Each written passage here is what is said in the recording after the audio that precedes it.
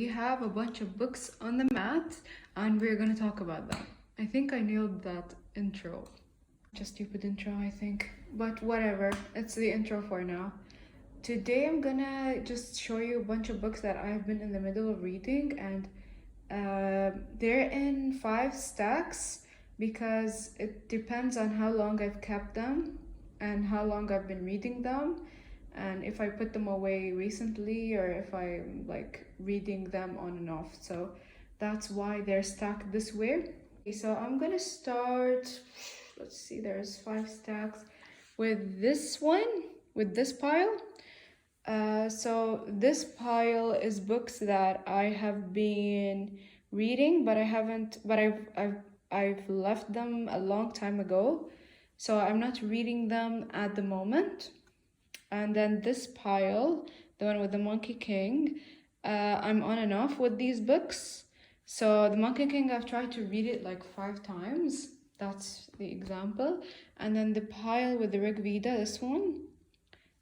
This pile, I am currently reading these books, so I'm in the process of reading them and consistently. So I think this pile is like my current reads. And then this is the pile of books with the histories by Herodotus. This pile of books, I recently stopped reading these books for different reasons. So I'm gonna give these reasons like after I finish this section of the video. And then the last pile, which is the Arabic book, is a bunch of books that I currently started reading and currently stopped reading them.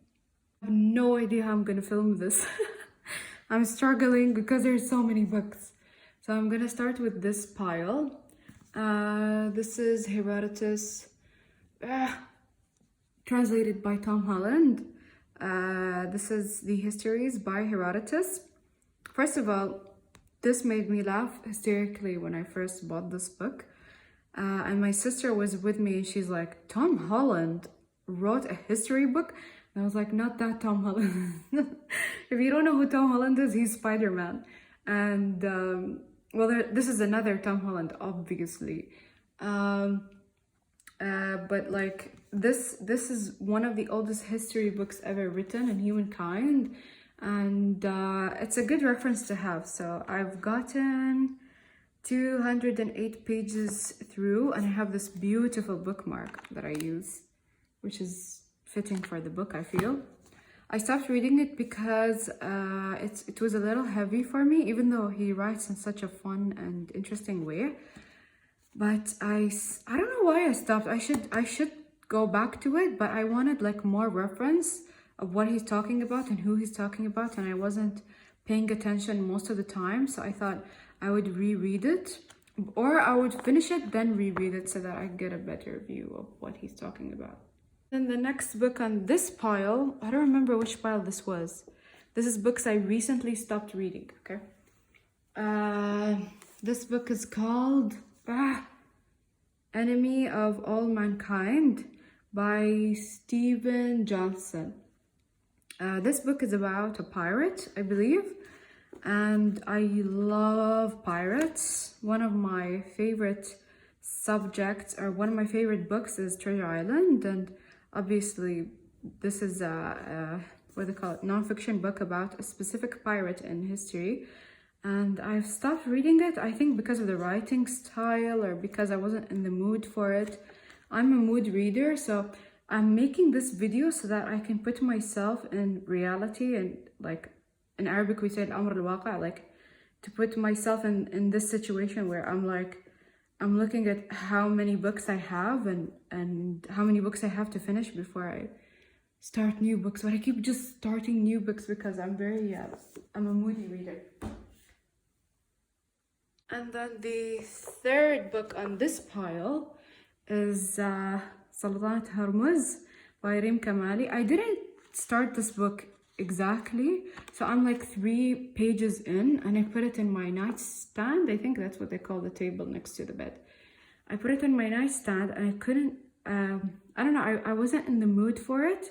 And I really like Reem Kamali's writing style, and I read her other book, Timthal Dilma, But this book is like a different style because it was her first book. So I think her writing style in this book is not as good as Timthal Dilma. I don't know. I think it was the writing style that made me not read this book.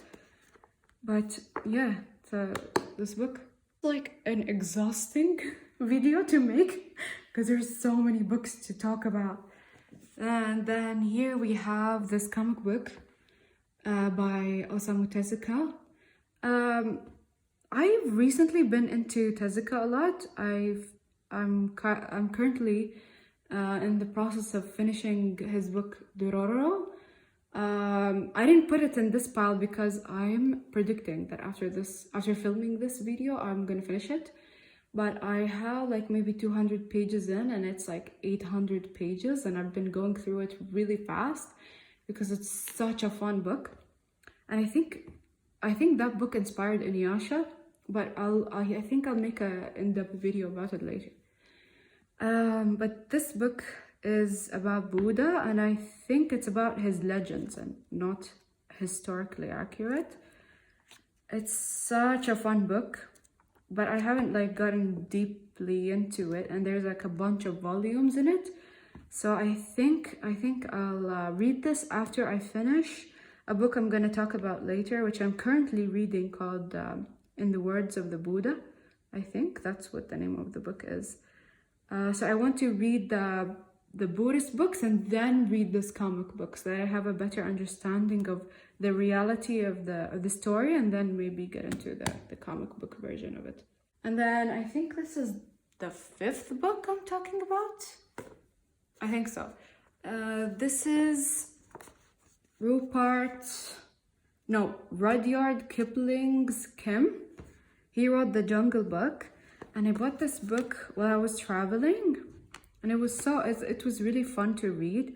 It's about this boy who lives in India, but he's a white boy. I think he's English. This is back in the English, when the English were in India.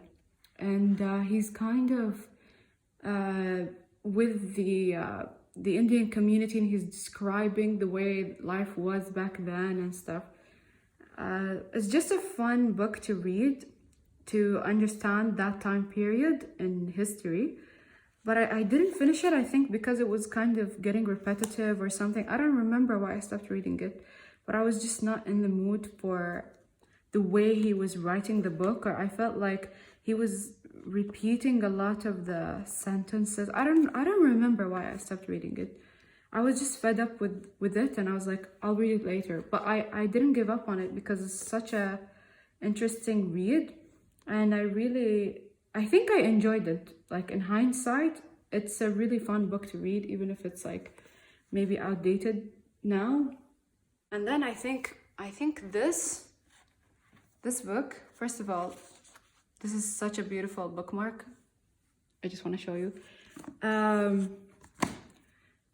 Abdurrahman Munif's books, I read a tea.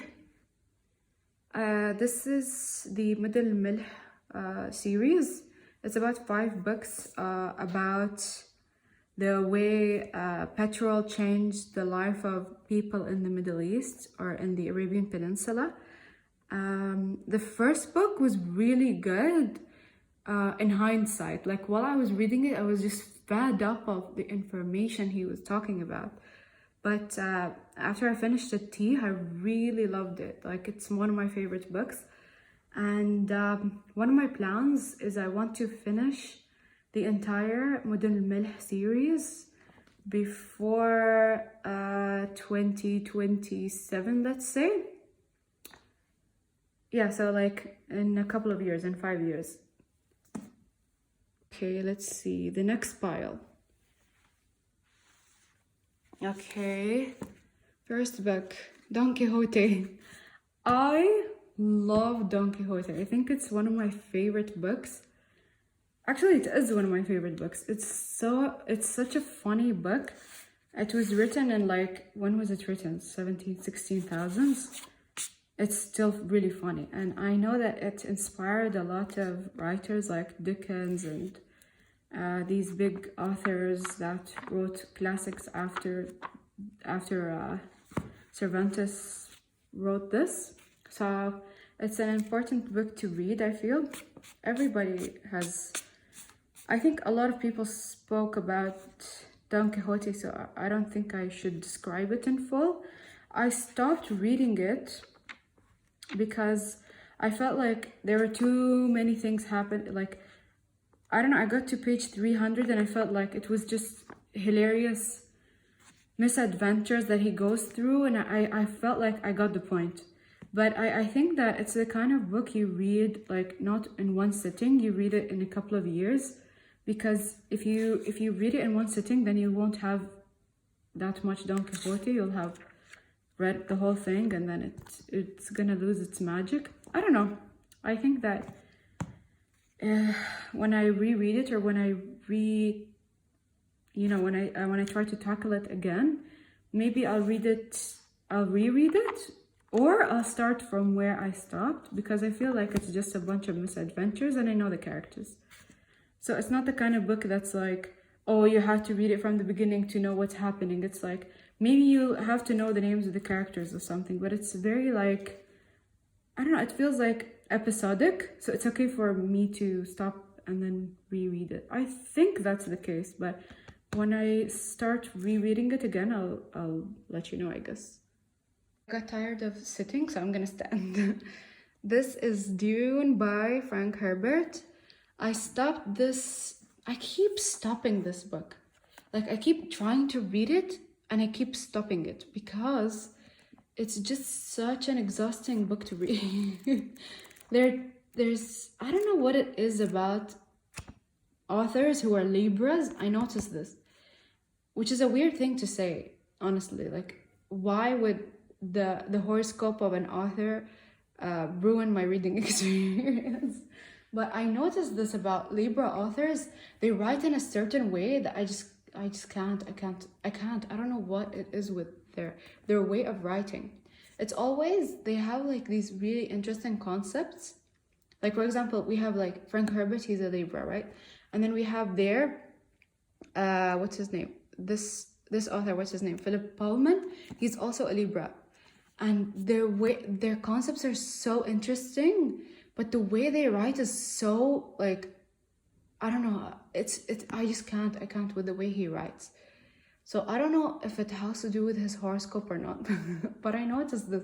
Even, like, this is the third author who is a Libra that I stopped reading, which is a weird coincidence. So I think, what's his name? The author of As I Lay Dying, he's also a Libra. And it's such a weird coincidence. Like, while I was reading it, I was like, this man is definitely a Libra. And then when I checked, he was. So I think it has to do with it. It has to be like there has to be a connection between them. I don't know. Next book is The Count of Monte Cristo by Alexandre Dumas. I love this book. Like, all these books, I love them. That's why I'm like reading them, or I'm like, I have them on the side. And every couple of days, I'm like, I need to finish The Count of Monte Cristo. Every couple of days, I swear. Every couple of days, I'm like, I have to finish The Count of Monte Cristo. But I just don't finish it. Because look at the size. Look at the size of this book. I think, let's see how many pages this book is. It's like 1,000 something pages. 1,000 something pages. It's 1,100 something pages. So it's like, okay, this is the last page. 1,243 pages. That's one of the reasons why I didn't finish this. And I feel like it's in arcs. And I really like the arc where I think his name was Dante, where Dante was in the prison. I really like that arc. And when it ended, I was like, oh, okay, khas, like, I don't need to read it anymore because I like the arc. But I feel it's just a fun book to read.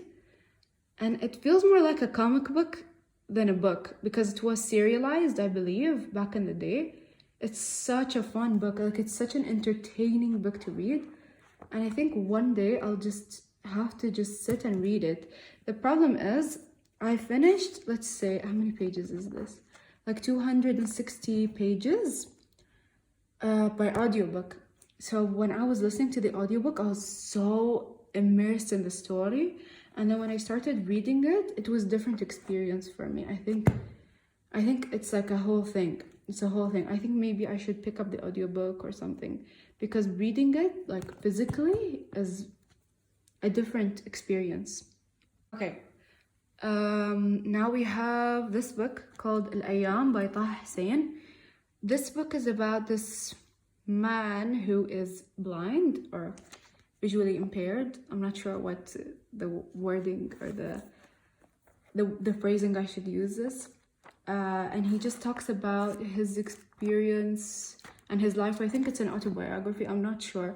But I got to page 45 and I just stopped reading it for some reason. I think I wasn't invested in the story. I don't even think it's a story. I think it's just his autobiography. I'll have to get back to reading it and then decide. And one of the weirdest superficial things about me is if the cover is ugly, I'm not gonna finish the book. I have to have a pretty cover to finish the book. And this cover is not doing this book justice. What I liked about it is the way he was writing was very magical and nice. But the cover and this reminds me of Arabic books when I was studying in school. And it's just such an ugly... it's an ugly book. I'm really sorry to whoever designed it, but why does it have to look like a textbook? It can look beautiful, you know? And I'm buying it so that I can read it, and it's really heavy and it's not comfortable to read. So it's like the binding is really exhausting to read with. This is the thing about Arabic books. I noticed that most of the Arabic books that I have really bad binding.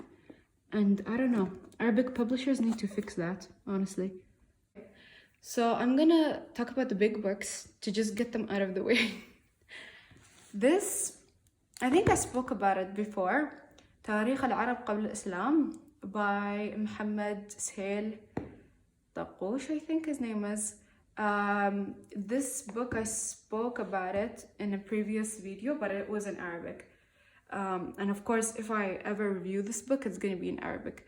I'm currently in the process of reading it. So I stopped reading it because Ramadan was last month and I wanted to finish reading the Quran before I could read this book. Because in this book, he's not going to describe the Arab al-Ba'ida. And honestly, I bought this book thinking that he would describe al-Arab al-Ba'ida, who are like before, like the time period that I want to read about when I bought this book isn't going to be mentioned in this book. So that's why I didn't like start with this one.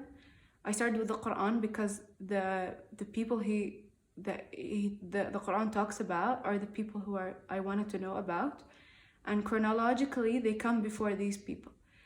That's why I started that way, and that's why I'm gonna start with this book maybe this month, and hopefully I can get it completed. Not by next month, obviously. It's a very heavy book. It's a historical book. It's a book about history, so it's gonna take me a couple of months to read, and usually history books take me forever to read. That's this book. And then here we have Diwan al-Shamfari, which is the poetry collection of Shamfari. I was always obsessed with this poet because of his story, and because he used such deep language in his poetry, and because this is such heavy Arabic, because it's not like the Arabic we use today or the Arabic that was used in the Umayyan or the Abbasid times. No, this is like pre-Islamic Arabia, and their Arabic was like so rich in words that every single verse in this poetry book is like, it needs its own translation. So it's like reading Beowulf. So that's why I stopped reading it, and I'm reading it like one poem at a time. And I think I'm gonna keep reading it during this year. And then we have this book, which is a book about one of these sites, historical sites in Oman. I didn't finish it because it's really big, and it's usually with these books, it takes me a day to read them because they have a lot of plans and stuff, and it's like reading a UNESCO nomination file. And my job requires me to read a lot of these kind of books, so I haven't finished it because I don't know, I just haven't gotten around to it, but I have started it, so I have like a bookmark in it, but I haven't finished it. And then this book, I have to read it because my job again requires me to read books like this because I work with historic buildings, so I need to finish this book. But most of the buildings in this book, I know about them and I did study them, but it's a good book to have as a reference and a good book to read yearly, or to just skim through yearly for me. So that's one of the books that I always seem to read a bit of and just leave and go back to.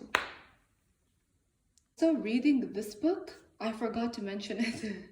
It's I, Robot by Isaac Asimov. I stopped because it's not like the movie, and I like the movie too much to to read this. But I don't know. I'll probably read it in a couple of weeks. Book I'm currently trying to finish called Dororo. Look at how beautiful the cover is. It's so gorgeous. It was written in the 50s, and it's just so cute. I love it. And Tezuka's drawing is just so beautiful and so old school, which I actually like. I didn't used to like his Mickey Mouse drawings, but now for some reason I've accepted his style. I thought it's just a cute style to draw in.